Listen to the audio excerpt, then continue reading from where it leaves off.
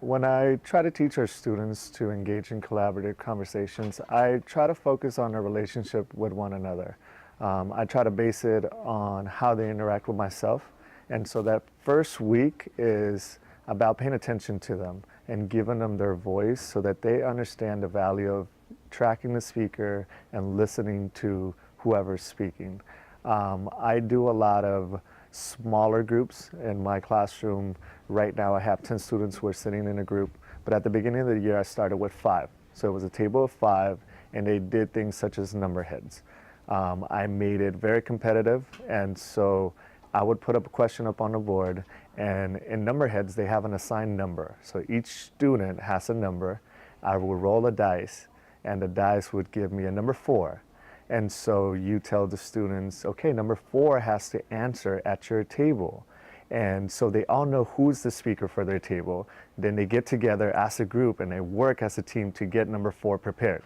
The next step is rolling the dice again, which determines the table. So it is really random, but it gets them talking. They understand that at one point they're going to be the speaker. So it is in their best interest to help and collaborate, so that when it is their turn to speak up and represent their table, they have a team that's behind them. And so during that first couple weeks, that's what we do. And I make it very competitive, very fun, very low risk questions so that they really get into it. And so once we get the full hang of it, then we can focus on using some of their sentence structures. I agree with you because. I disagree with your statement because. And they hear this in English, so we try to collaborate with English and make sure that we have some of the same structures in both classes, because those are transfer skills that they should be able to use anywhere they go, not just the classroom. And so I just believe our students become very comfortable talking to one another, and then they feel like it's a safe learning environment where they can speak up and they have no fear of being wrong. The other thing I make very clear to most of our students is that anytime they share out as a table, they're giving me the entire table's perspective. So it's never personal, which is something that I took from when I was a student. The biggest fear was to be being wrong, and it was all on you. And that student doesn't understand what's going on. So I try to take that away. It's the whole table, and if we get it wrong, we got it wrong as a table. It's not just an individual student.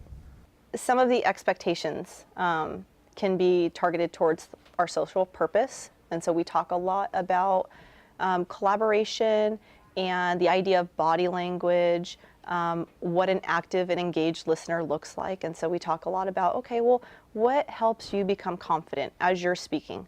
And so they're able to identify, well, I know if somebody's smiling at me, it makes me feel comfortable, as opposed to that kind of straight face. You feel like, as a video we watched mentioned, social quicksand. And so we use that a lot. We talk about that a lot. And so it's important to put them in that situation to self-reflect and say, okay, well, if that works for me, then that's going to work for somebody else too. And so that we can kind of have that ownership as a team. We do revisit it a lot throughout the year and each day. And it is something that does take time initially. So I know there's reservation, and in the beginning teachers may feel a little bit of angst or feel a little bit overwhelmed, like, oh gosh, is this working? But what I notice is that if you do put in that effort initially, the end payoff is amazing, and it does require a lot of positive feedback. It does require, you need to be very clear with them what they're doing, that you are encouraging more of. And so it's not just sometimes you do address if there is something going on where you're like, okay, well, that doesn't work for our learning environment, and explain why. And we're very clear on those types of activities as well, like explaining how can this be perceived, or how can this hinder our learning.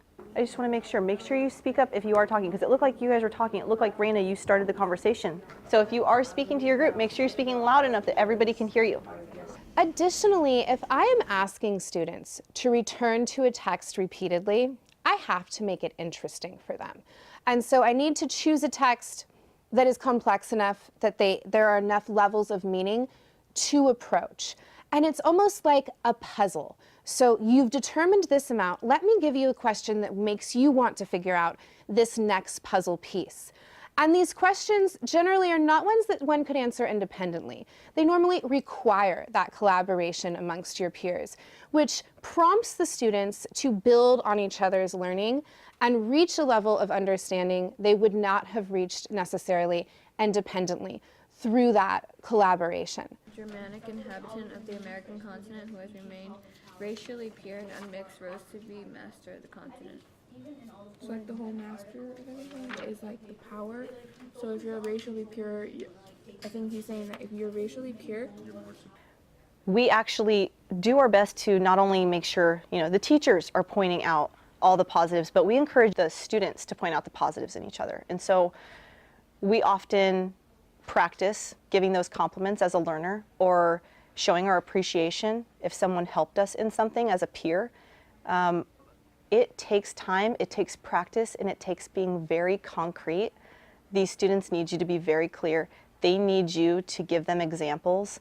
So I like to do a lot of, oh, I love how I saw so-and-so turn their body and face the speaker. And I try to be very obvious and very positive about it, because what that does is all of a sudden every student's like, I want to praise like that. I could do that. And so, or it gives them that reminder, oh, was I doing that? Oh, okay, I need to make sure that I am, because that's our expectation. And I think one of the great things is too, it builds that confidence in them. So when they're able to identify, I did something right. I mean, it's very powerful for them, and they just want to push themselves further at that point. So these students are really, they're looking to please and they're looking to do the best job and be the best learner that they can be. And so when you are obvious about those things, when the teachers are very clear on so-and-so, I could tell you're working so hard because I notice, or when they are collaborating, sometimes if I don't see something that I'm looking for, I'll give a general, oh, I love it when I see, and I don't say exactly that I saw it, but it's that gentle reminder, or we have names for them, like I call them scholars. It's like a little message that tells them, yeah, I am a scholar. And it reminds them of those expectations as well. So all the language that we use with them, it sticks with them. And so it's really important to think about how you are addressing them. So when I go to get their attention, okay, English scholars or 7th grade scholars, or I try to use those as much as I can, because it really helps them set that professional learning environment and that tone. To reinforce some of the collaborative conversations, I make sure that at least once every other week we go over the expectations that they were set out for, and they kind of grade each other. One of the things I do is, one of my warm-ups, they have a writing prompt where it asks them how the class has acted as a group and what things we can improve on whenever they're speaking with one another. And so you'll get a lot of real honest feedback. I felt like when I was speaking, some students weren't paying attention, or you'll get some students who are honest about themselves. I haven't tracked a speaker, I haven't been the best, I can do A or B to change that. And the key is to read them and actually have a second conversation with the student. And the way I do it, I don't ever do it just like as a class conversation. I'll read their prompts and then I'll hit them or talk to them in the hallway or talk to them at lunch. Hey, I noticed you said that the last week you weren't really into the discussions. What's going on? And just them noticing that you're reading it, it gives them that, hey, this matters. And having the conversation outside of the classroom I feel like it takes the I'm in trouble aspect away.